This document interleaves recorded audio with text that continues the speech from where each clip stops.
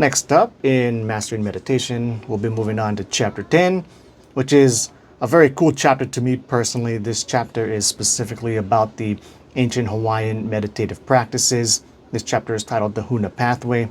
And now when I was initially going through this book, I kind of started this process. I wanted to reach out to some of the people in my life who are a lot more in tune with the traditional Hawaiian culture than I am personally.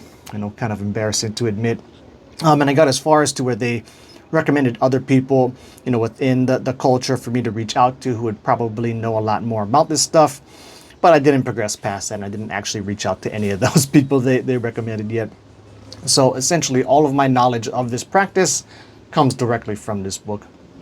So first of all, he's kind of comparing the ancient Hawaiian system to Freud and Jung stuff. So we'll start there.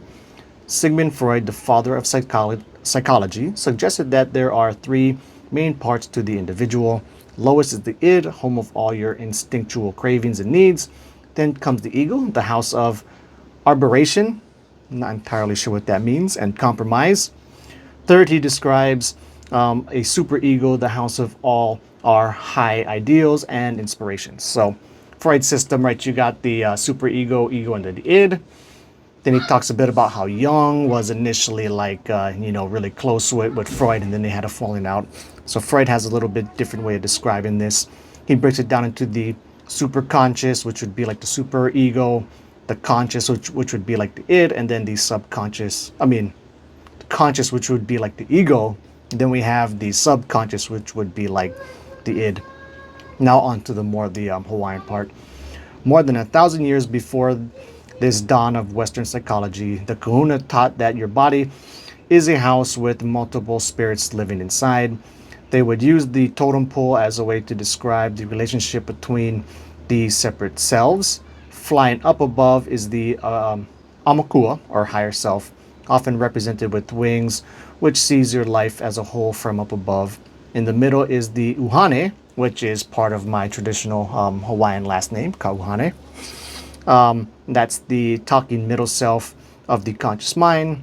Down below is the Unihipili, first time hearing that word in particular, which is the veiled lower self representing the subconscious. So you have your Aumakua, or the higher self, which would be like the superego and superconscious. Then you have the Uhane, the middle self, which is like the ego and the conscious, and conscious for Jung system.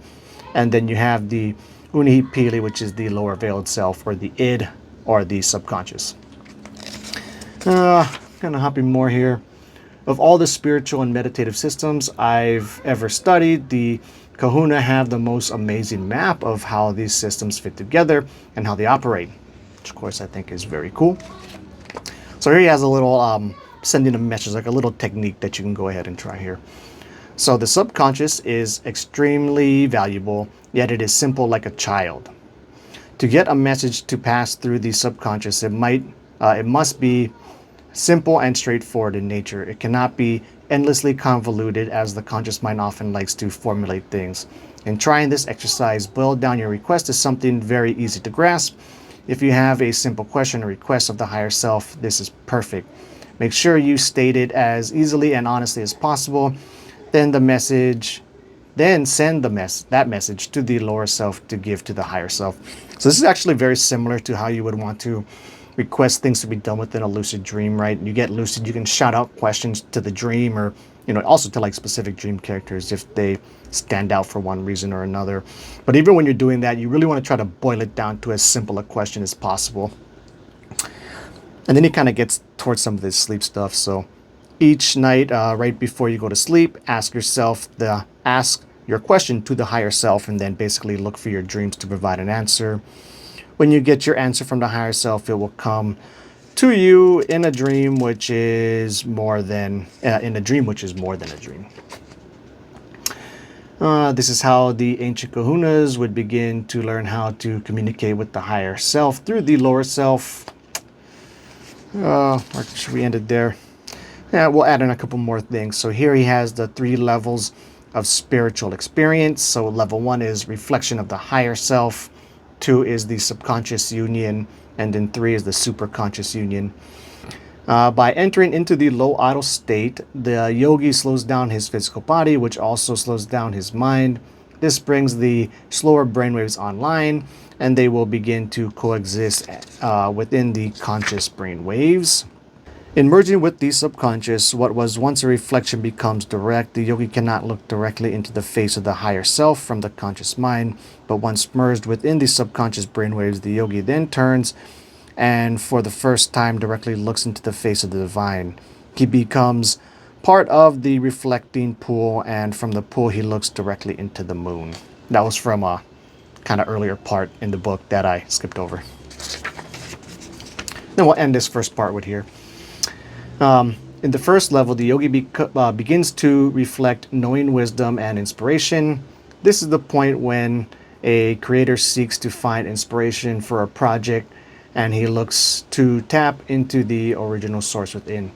In the second level, what was once a simple reflection often becomes a flood. What was barely understood becomes easily seen. This is the download phase, and any question may be asked of the higher self for more revelation. In the third level, the yogi practices merging over and over again into the non-dual state. This access to the deep brain becomes more and more continuously available. This is the state of a Christ and a Krishna. The yogi is not reflecting the light nor only seeing the light, but is actively manifesting the light of the higher self. So, pretty cool part. Chapter's not over yet, but I got to figure out how I want to cover it, so we'll do that next.